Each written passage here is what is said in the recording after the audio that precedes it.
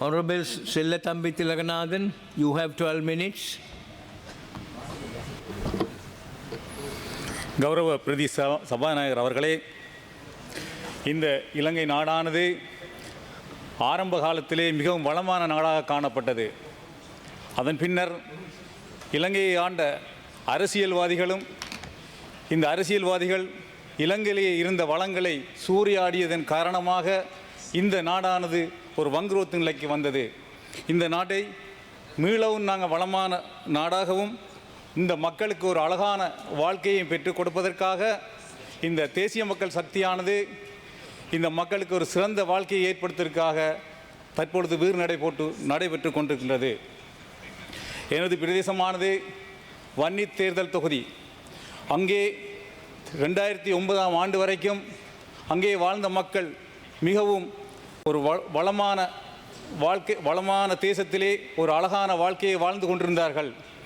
அந்த 2009ஆம் ஆண்டுக்கு பிறகு இங்கே வந்த அரசியல்வாதிகள் அபிவிருத்தி என்ற போர்வையிலே பாறை, அதாவது இந்த வீதி அமைப்பு மற்றும் அபிவிருத்தி என்ற போர்வையிலே அங்கே இருந்த வளங்களை இரவோடிரவாக சூறையாடி சென்றனர். உதாரணமாக எடுத்து சொன்னால், வனவளமானது அங்கே காடு இருக்கின்றது, காட்டுக்குள்ளே மரங்கள் இல்லை. அதேபோல் மணல் வளங்கள், மன்னாரிலே காணப்படுகின்ற ஆற்றிலே மணலானது இரவு பகலாக அங்கே இருந்து சூறையாடி செல்லப்பட்டது. இதன் காரணமாக இந்த நாட்டினுடைய வளங்கள் சூறையாடப்பட்டு சென்று கொண்டிருக்கின்றது. ஆனால் தற்போதைய இந்த அரசாங்கத்தின் போது இந்த அரசாங்கத்தின் ஆட்சியிலே அவ்வாறான எந்த ஒரு செயற்பாடுகளும் நடைபெறவில்லை என்பதை கௌரவ பிரதி சபாநாயகர் அவர்களுக்கு தெரிவித்துக் கொள்ள விரும்புகின்றேன். கடந்த காலத்திலே, அதாவது வன்னி தேர்தல் தொகுதியிலே வாழுகின்ற மக்கள் விவசாயம், கால்நடை, மீன்பிடி ஆகிய 3 துறைகளிலும் மேற்கொண்டு வருகின்றார்கள். இந்த கால்நடை வளர்ப்பில் ஈடுபடுகின்ற பெரும்பான்மையான மக்களுக்கு அங்கே எந்த விதமான வசதிகளையும் கடந்த ஆட்சி காலத்திலே மேற்கொள்ளப்படவில்லை. இலங்கையிலே மொத்த நிலப்பரப்பிலே 40% நிலப்பரப்பானது விவசாயத்துக்காகவும், 30% நிலப்பரப்பானது கைத்தொழில்களுக்காகவும், 30% நிலப்பரப்பு வனலாகா மற்றும் வன ஜீவராசிகளுக்காக ஒதுக்கப்பட்டது. இங்கே பார்க்கும்போது இங்கே இருக்கின்ற கால்நடை பண்ணையாளர்களுக்கு எந்த விதமான நில ஒதுக்கீடுகளும் செய்யப்படவில்லை என்பதை தங்களுக்கு தெரிவித்துக் கொள்ள விரும்புகின்றேன். உதாரணமாக இந்த தண்ணி போத்தலை பார்க்கும்போது தான் விளங்குகின்றது. இலங்கையிலே 500 மில்லி லிட்டர் தண்ணியினுடைய விலை 90 ரூபா ஆக விற்கப்படுகின்றது. இதேபோல் ஒரு 500 மில்லி லிட்டர் பாலானது, பசும் பாலானது 80 ரூபாய்க்கு கொள்வனவு செய்யப்படுகின்றது. 1 லிட்டர் பாலானது 480 ரூபாய்க்கு விற்கப்படுகின்றது. இங்கே இலங்கையிலே உற்பத்தி பொருட்களை விலையை தீர்மானிப்பது அதை உற்பத்தி செய்கின்ற உற்பத்தியாளர்களால் தீர்மானிக்கப்பட வேண்டும். ஆனால் இங்கே அவ்வாறான ஒரு நிலை இலங்கையிலே காணப்படவில்லை.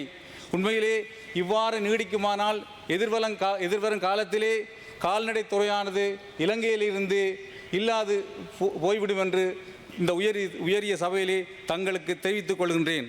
இந்த கால்நடை துறையை மேற்கொள்கின்றவர்கள் பெண்கள் தலைமைத்துவமாக கொண்ட குடும்பங்கள் தான் இதை மேற்கொள்கின்றனர் என்பதை தங்களுக்கு இந்த சபையிலே தெரிவித்துக் கொள்ள விரும்புகின்றேன்.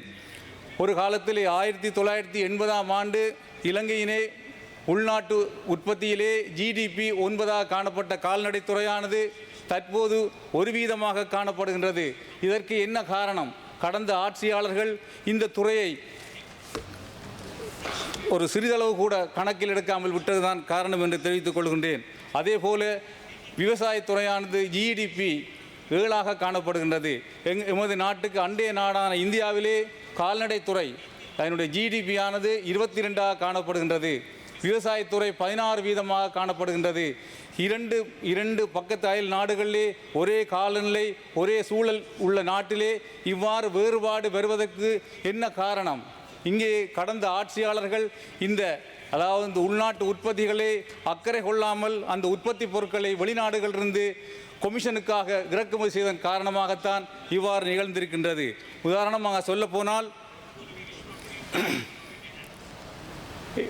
எமது வன்னி பிரதேசத்திலே முன்பு ஒரு காலத்திலே பால், அதாவது மில்க் பார் காணப்பட்ட இடங்களிலே தற்போது அரக்கு பார் தான் காணப்படுகின்றது என்பதை நான் மனவருத்தத்துடன் தெரிவித்துக் கொள்ள விரும்புகின்றேன். அதேபோல் இங்கே வன்னி, அதாவது வடமாகாணத்திலே காணப்படுகின்ற மேய்ச்சல் தரைகள் அனைத்தும் வந்து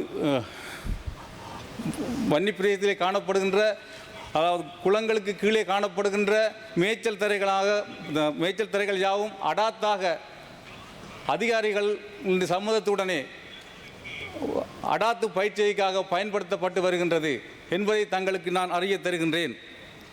இலங்கையிலே சராசரி ஒரு மனிதன் ஒரு வருடத்துக்கு 104 கிலோ அரிசியை உட்கொள்கின்றான். ஆனால் இங்கே இருக்கின்ற மனிதனுடைய புரத தேவையானது மிகவும் அதிகமாக காணப்படுகின்ற போதிலும் இங்கே வாழுகின்ற மக்கள் கார்போஹைட்ரேட் உணவை உட்கொள்கின்றார்கள். ஆனால் இந்த கால்நடை உற்பத்தி பொருட்களை நுகர்வதன் மூலம் மக்களினுடைய புரத தேவையை நாங்கள் நிறைவு செய்து கொள்ள முடியும் என்று கூறிக்கொள்ள விரும்புகின்றேன். அதேவேளை இங்கே கால்நடைகளுக்கு மேய்ச்சல் தரை இல்லாத காரணத்தினால் இந்த கால்நடைகளானது வீதிகளிலும் பொது இடங்களிலுமே இரவு வேளைகளை தங்குகின்றது.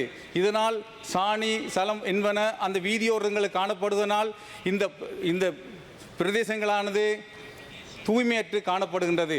நாங்கள் இந்த கால்நடைகளுக்கு சிறந்த ஒரு மேய்ச்சல் தரையை வழங்குவதன் மூலம் அந்த பொது இடங்களை சுத்தமாக வைத்திருக்க முடியும் என்பதை தங்களுக்கு தெரிவித்துக் கொள்கின்றேன்.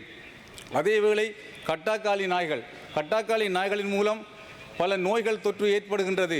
இந்த கட்டாக்காளி நாய்களானது வீதியிலே மலங்கழிக்கின்றன. அதேபோல் வீதியிலே நிற்கின்ற வாகனங்கள் மீது சலம் யூரினேட் பண்ணுகின்றன. இதன் மூலம் பல நோய்கள் ஏற்படுவதற்கு வாய்ப்புகள் அதிகமாக காணப்படுகின்றன என்பதை தங்களுக்கு நான் தெரிவித்துக் கொள்ள விரும்புகின்றேன். அதேபோல் இந்த கால்நடை உற்பத்தி சுகாதார திணைக்களமானது மிகவும் நலிவிட்ட நிலையிலேயே காணப்படுகின்றது.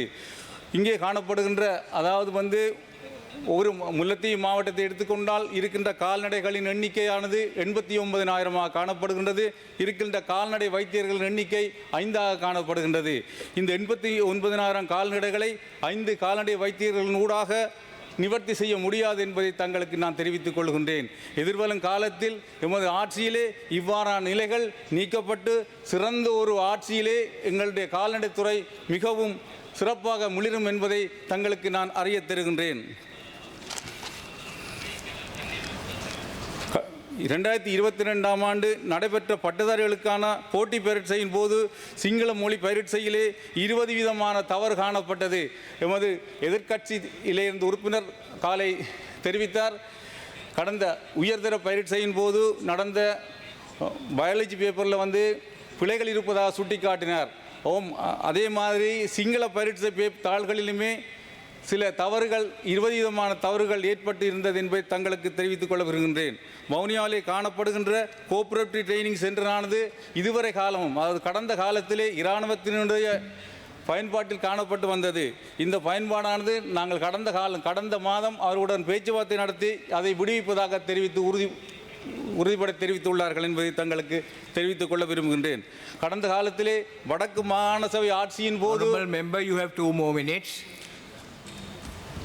கடந்த வடக்கு மாகாண சபை ஆட்சியின் போது வவுனியாவிலே அமைக்கப்பட்ட பொருளாதார மத்திய மையமானது இதுவரை காலமும் திறக்கப்படாமல் பூட்டிய நிலையிலே காணப்படுகின்றது என்பதை தங்களுக்கு இந்த உயரிய சபையிலே தெரிவித்துக் கொள்கின்றேன். எதிர்வரும் காலத்திலே வருகின்ற மாதத்திலே இதை நாங்கள் தேசிய மக்கள் சக்தியின் இந்த ஆட்சியிலே நாங்கள் அதை மீண்டும் திறந்து மக்களுடைய பயன்பாட்டுக்காக திறந்து வைப்போம் என்பதை தங்களுக்கு இந்த உயரிய சபையிலே தெரிவித்துக் கொள்ள விரும்புகின்றேன். அதேபோல் வன்னி பிரதேசத்திற்கு மகாவலி கங்கையினுடைய நீரானது இதுவரை காலமும் வழங்கப்படவில்லை. எமது ஆட்சியிலே இந்த மகாவலி கங்கையின் நீர் வளமானது வன்னிக்கும், அது வடபகுதிக்கும் வழங்குவதாக நாங்கள் திட்டமிட்டுள்ளோம். இதை வழங்குவதன் மூலம் ஒரு வளமான எதிர்காலத்தையும் ஒரு அழகிய வாழ்க்கையையும் வடமாகாணத்தில் இருக்கின்ற மக்களுக்கு நாங்கள் பெற்றுக் கொடுப்போம் என்று கூறிக்கொண்டு எனது உரையை நிறைவு செய்கின்றேன்.